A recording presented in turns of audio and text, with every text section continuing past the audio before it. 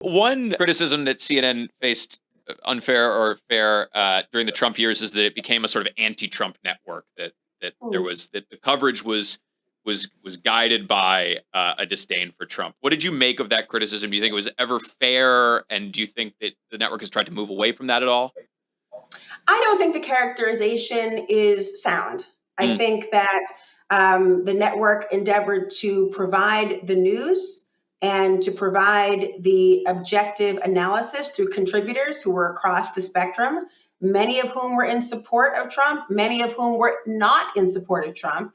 In fact, the criticism we most largely had was that we were engaged in so much giving the other side of issues that people thought that that was problematic and offering both sides ism.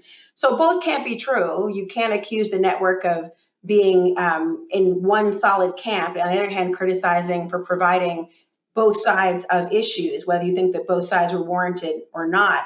I think under the guidance and under the leadership, though, of Mark, I think it is going to be something that I would dare anyone to challenge the journalistic chops of CNN. I think that he, as the consummate journalist and very well regarded and familiar with what it takes to run a newsroom, given the news of the day, the news of the world, and at times the news of the second, I think there should be no doubt that CNN more than holds its own and should continue to be regarded with the credibility it has. What role do you think opinion should play in news reporting? Is there a time and a place for it?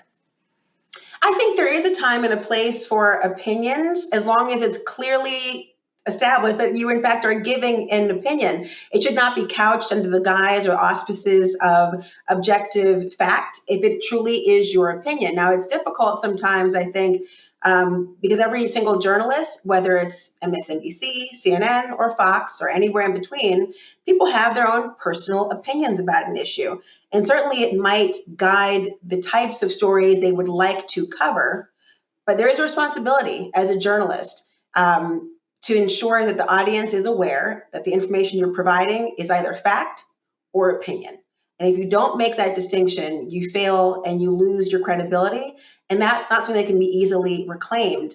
But I do think that the audience has an appetite for having opinion-based commentary as well that help to infuse the show with the color, with the conversation, and with the content that we're all talking about. Because I like to say it with Laura Coates Live, sometimes the conversation is the news.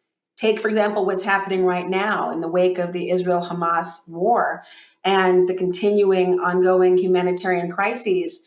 We would be fools to think that the conversations would not include the differing opinions across the spectrum about military strategies, about bigotry and bias, about conversations on college campuses, let alone everyday lives. And that's as much a part of objective and credible reporting as here is the weather and here is where the hurricane is going.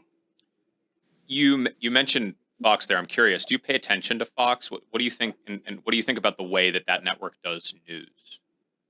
I watch all the networks because it's my responsibility to know what people are talking about and that I'm not simply trying to preach to a proverbial choir. I think it's important that we know what the anchors on Fox are talking about.